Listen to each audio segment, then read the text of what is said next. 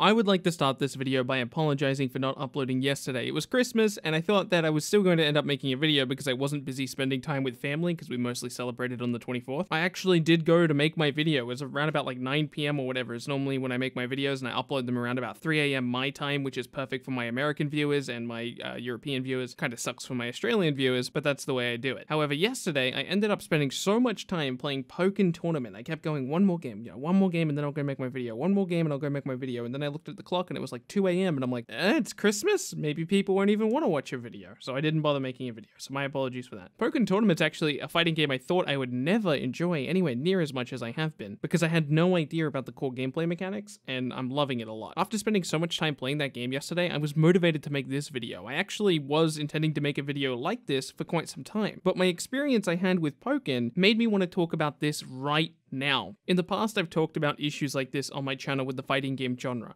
I've tried explaining why I think these changes need to happen. Things that I think are just awful about the fighting game genre, things that I think are objectively bad about the fighting game genre. And when I say objectively bad, I don't mean for me personally. I can deal with all of these things I'm about to talk about. I do deal with all of these things I'm about to talk about. I play Injustice 2, I play Pokken Tournament, I play whatever new fighting game's going to come out this year. I'm going to buy Dragon Ball Z Fighters, I'm going to buy BlazBlue Cross Tag Battle, I'm going to buy whatever fighting game comes out because, A, that's become a part of my livelihood now, but also just because I enjoy playing them. But these things need to change if we want to take fighting games from what they are currently, which is a fairly small genre, and turn it into something much larger, a genre that can compete with MOBAs, shooters, and others. Currently, we can't do that with fighting games. As I've stated before, the problem is accessibility. Fighting games like Street Fighter V, Mortal Kombat, Injustice, and others are very difficult to get into because in order to play online and compete, which I think is a very important part of fighting games, right? Competition is kind of core to what the idea of a fighting game is. In order for you to do that, you need to learn the base mechanics of the game. Things like overhead, low, mid, things like grab, how to tech grabs, how to block, the basics of frame data, meter management. Don't get me wrong, these are things you need to learn in other games as well. Not these specific things, but for example, Counter-Strike, you have to learn how to position yourself correctly, when to rotate to the other bomb site, where should you be positioning your crosshair if you're currently not aiming at somebody so that you have the most accurate shot if someone pops around that corner. How to manage your money in between rounds. In Overwatch, you have to decide how close you want to be to your healer. Is it good for me to move away from my healer in order to win this fight? Should I let my healer hide? Do I need to hide? Do I need to use my ultimate in this fight? Do I need to switch characters? These are things you need to learn in Overwatch. In League of Legends, you have to learn about how to last hit minions the most efficient way. When can I go for Dragon? Should I lose this lane intentionally so that my jungler can go for an easy gank? How far can I push this lane without being threatened by the enemy jungler? These are things you do need to learn in League of Legends, Overwatch, and Counter-Strike. But all of these things can be passively learned while playing the game because you don't have something like directional inputs limiting you, forcing you to hit training mode before you decide whether you like the core game or not. Nobody learns how to throw an ability in League of Legends because it's just a button. You just press Q and then you click on the person. Like I said, there are things you have to learn in League of Legends, Counter-Strike, and Overwatch, but those things don't limit you from playing a casual match. When you first start playing League of Legends, Overwatch, or Counter-Strike, you know that you're new to the game, but because you have a full toolkit in front of you, things you have access to, things you don't need to implement a cheat code to end up using in your gameplay, which is effectively what a fireball input is, right? It's effectively a cheat code. In fact, that is what the original fireball was. For people who don't know, it was actually an Easter egg, or I guess a cheat code, or whatever you want to refer to it as, in one of the earliest versions of fighting games. You can have amazing moments in these games that I mentioned, League of Legends, Overwatch, and Counter-Strike. When you're a new player, you can do amazing things like a 1v3 clutch or a double kill or any of these things, because sometimes you throw out an ability and you get a couple kills you weren't expecting to get. That happens in these games. These experiences, these exciting moments, these rare double kills, triple kills, no scopes, exciting moments. It's so important for new players to have these experiences when playing competitive games because that experience, those moments, those highlights are what create an amazing gaming experience, especially a competitive gaming experience. These moments and highlights are much harder to come by in fighting games for new players anyway. Obviously, we still have amazing hype moments in fighting games because it's still a competitive game, but new players don't experience these things because of directional inputs. Because in order to have that moment, you would need to be able to throw your fireball. You need to hit training mode and you need to figure out how to throw the fireball.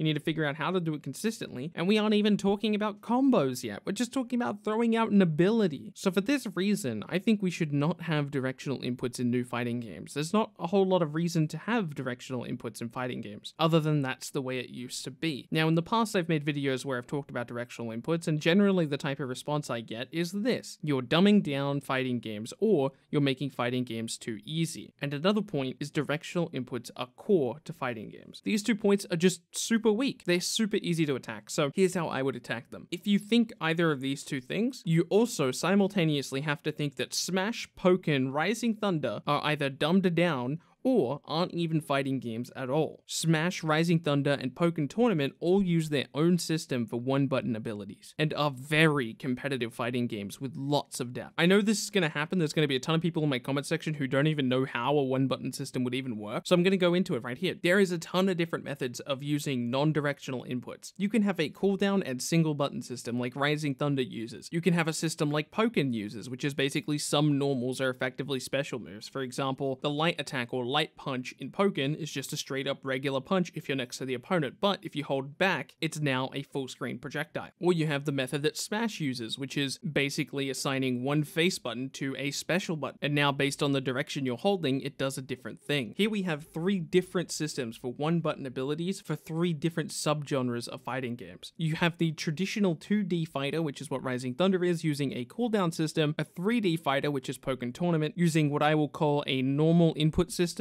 for special moves, meaning it's just a regular button, and the platform fighter Smash using a special specific button. I think these systems are perfect for their respective genres. So moving past directional inputs for a second, even if we say, for example, the next Street Fighter game did this, it wouldn't blow up in the way that I want it to. It just wouldn't be enough to take directional inputs out of a current existing fighting game and release a new game, especially if it was specifically Street Fighter. So on top of removing directional inputs, I think you need to convince people who don't play fighting games that this is a fighting game you can just pick up without telling them that it's easy. Nobody wants to play a game that markets itself as, look, it's so easy, even you can play it. But that being said, the industry of fighting games has a history of being incredibly difficult to pick up. Almost everyone has tried a fighting game before, and they have an idea in their head of what a fighting game is. And that idea consists of, this genre is too hard, which ends up mostly happening mainly because of directional inputs. At least that's my assumption. Obviously, I can't prove that, but I listed out reasons in this video that I think that is. But even though we tell them that, hey, we've removed directional inputs, A, they might not even know what that means, B, they might not even recognize that that was what the problem was. So instead of pushing that in the marketing, instead, let's make the game free to play. So for those of us who are excited about fighting games, we would go play this game, and we would tell our friends who don't play fighting games, hey, look, this game's really fun, you can play it, I promise it's not like other fighting games, give it a try. And then they'll get to play the game, they'll get to try the game, and they'll realize, wait a minute, this is nowhere near as hard as I remember it being. That's because the difficulty that they're talking about wasn't difficulty in competition, it was difficulty in just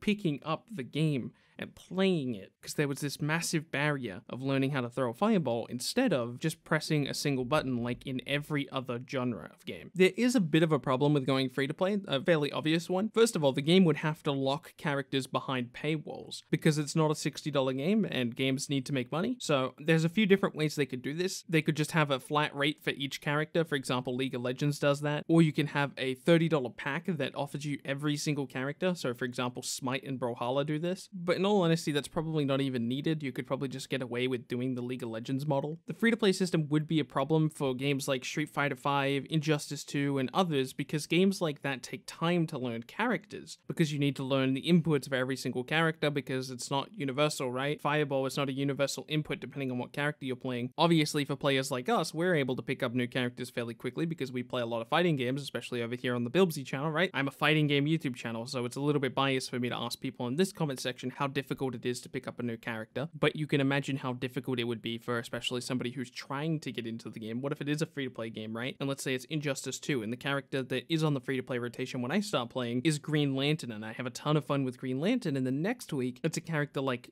Gorilla Grodd. How am I going to learn Gorilla Grodd and be proficient in him in less than a week, and then have to switch characters again next week when the rotation switches, right? It just wouldn't be possible, and I would end up quitting the game. But in our game, the game we're talking about here, without directional inputs, I think this system would work just fine. So now, what are the 2 key features we have available for our new fighting game? How should we develop our new fighting game. We have free-to-play, and we have removing directional inputs. I also think cosmetics and a real ranked mode is really important. But why do I think that? Well, it's simple. Cosmetics keep people playing games. Customizing characters in Injustice 2 has been super fun for me. It's kept me playing the game for a very long time, and I don't see myself stopping anytime soon. Even Street Fighter V has a decent cosmetic system. It's not a customization system, but it is a cosmetic system. Personally, my favorite cosmetic system is Overwatch's system, but I recognize that that's not possible for every single game. Even League of Legends strives off of skins, and there's no way to unlock them in the game. You have to buy them. There's actually just no way to unlock any skin without spending money on it. Actually, that's not true since they added the Hex Tech system, but that's an entirely different conversation. Heck, I play League of Legends fairly casually, and even every time a new patch comes out, I run and check to see if my boy Kane has a new skin, because damn, he doesn't have any good ones yet. Ranked is also super important. People need something to strive for, the ability to grow. Injustice 2 does have its own ranked mode, but how are you supposed to care about it? Because they don't even show you your rank. I've been playing Pokken Tournament for less than 10 hours, and all I want to do is keep playing it, keep getting better, keep watching my rank get higher and higher. Every single time I have a rank up match, I get so excited. My palms are sweaty, knees deep, whatever. I really cannot stress how important this is for new players. And even pro level players, damn, I talk to some Injustice 2 pros on occasion, and most of them say they don't even bother playing ranked because there's nothing to prove. There's no rank, there's no achievement, there's nothing to strive for other than a higher spot on the leaderboard, which in the end doesn't really mean much because there's so many different regions and there's a lot of stuff at play there that makes it end up not mattering. So you may have noticed I'm mostly talking about player retention here with ranked and cosmetics. Earlier we talked about getting people in the door with both free-to-play and directional inputs, and now we're talking about keeping players around with ranked and cosmetics. And one of the final things I want to talk about is no sequels. People need to be invested into your game. There is a very obvious reason there's not going to be an Overwatch 2 or a League of Legends 2. Updating the game for years, if done correctly, it shouldn't be recognizable anymore. So look at screenshots of League of Legends in 2010 versus League of Legends in 2017. The games just aren't the same thing. And do the same thing for Counter-Strike. These games are obviously drastically different, and we're just talking about visually. Imagine the difference in gameplay that you can't see by looking at screenshots. Imagine a fighting game now being developed underneath the same philosophy where we do update the game fairly regularly over the course of a few years. Well, then we end up in a super different situation. Imagine if the first few years of development was everything I talked in this video, right? We had balance patches, we had new characters being added to the game underneath the philosophy of everything I talked about in this video, and then by the third year or so, they announced 2 versus 2 ranked mode and everything. That would be crazy, right? That's something that we can't expect out of fighting games right now because of the way that they're developed, because they always have to put out an Injustice 3, an Injustice 4, an Injustice 5, a Street Fighter 6, a Street Fighter 7.